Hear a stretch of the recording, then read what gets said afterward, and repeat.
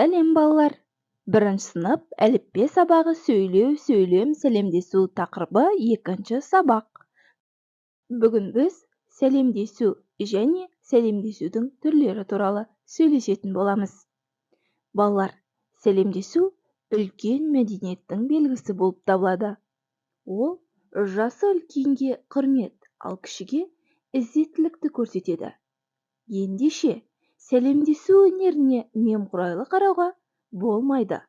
Ол бесіктегі баладан бастап еңкейген кәрінің өмір бойына біте қайнасқан тірлігі. Сәлеміне қарап, ол адамның кім екенін білуге болады. Қазақ халқымыздың дана дәстүрінде бірнеше сәлемдесудің түрлері бар. Алайда олардың бәрінде де жасы кішілер бірінші болып сәлем береді. Әдетте сәлемдескенде қол алысады. Онда адамдар алақандарын бір-біріне түйістіріп ұстайды. Қол алысқанда саусақтың ұшын беріп, амандасу әдепсіздік болып табылады. Жасы үлкен, кіші болсын, көп адам жиналған жерге келген кісі ең бірінші көпшілікпен сәлемдеседі. Сырқат, мүгедек жанға сау адам ең бірінші сәлем бергені абзал болады. Сондай-ақ, атпен келе жатқан адам жаяу жүргіншіге атынан түсіп бірінші болып сәлем берген. Танитын адамдармен сәлемдеспей немесе сәлемін алмай өтпеген. Әкесінің, шешесінің көзін көргендерге айрықша сәлем беріп, құрмет көрсетіп, батасын алған. Ал егер жолда келе жатқан адам болса, ол отырған адамға бірінші болып сәлем береді.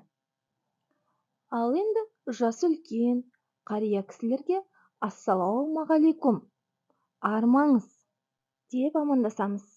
Ал жақын туысқандарымызбен төс қағысып, құшақтасып амандасамыз.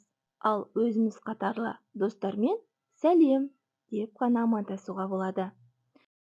Ал қызметтес адамдармен басымызды изеп, немесе қолымызды көкірек тұсына қойып, сәлеметсіз бе деп амандасуға болады. Балалар, мен амандасудың бірнеше түрін айтып өттім. Ал енді кітаптағы суретке мұқият қараңдаршы. Мұнда не бейнеленген? Жарайсыңдар балалар, өте жақсы. Мұнда мектеп жанында тұрған мұғалім мен оқушылар бейнеленген. Балалар, өз ойларыңды айтып көріңдер.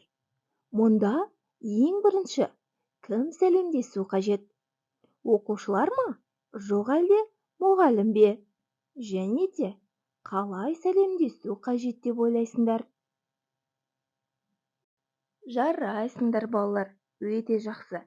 Әрине, бұл жерде бірінші болып оқушылар сәлеметсіз бе деп мұғаліммен сәлемдесу қажет.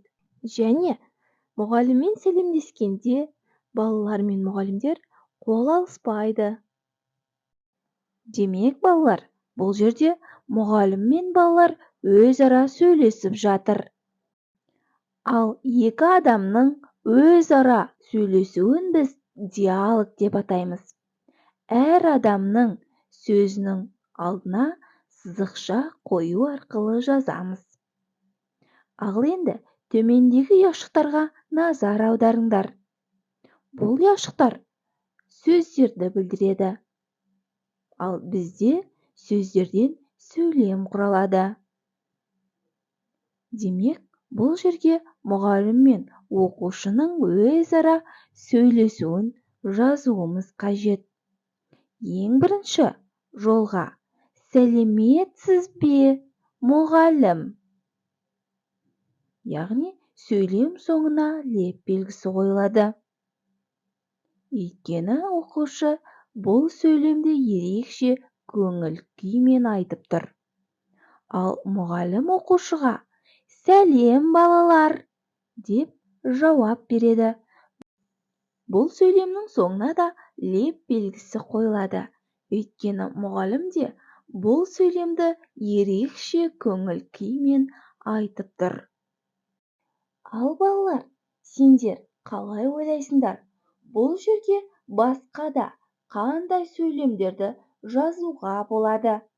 Өз ойларыңды топта талқылап көріңдер. Ал балалар, енді біз шығармашылық жұмыс жасайық. Ол үшін бізге бірнеше түймелер қажет болады.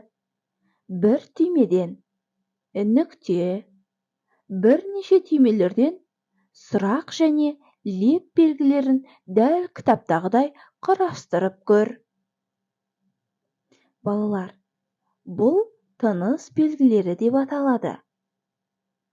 Біз сөйлем соңына, сөйлемнің айтылуына қарай әртүрлі тыныс белгілерін қоямыз. Мысал үшін, хабарлы сөйлемдердің соңына нүкте, ал сұраулы сөйлемдердің соңына сұрақ белгісі. Ал егер сөйлем ерекше көңіл күймен айтылып тұрса, онда ондай сөйлемдердің соңына леп белгісін қоятын боламыз. Ал балалар, олай болса, суреттің көмегімен осы 3 тыныс белгіні қоятындай етіп сөйлем құрастырайық. Ең бірінші, нүктелі сөйлем. Балалар мектепке келді. Екінші сөйлем, сұраулы сөйлем. Балаларды кім күтіп алды? Үшінші сөйлем, білім күні құтты болсын. Ал балалар, осы сөйлемдерді әрі қарай сендер қалай құрастырар едіңдер?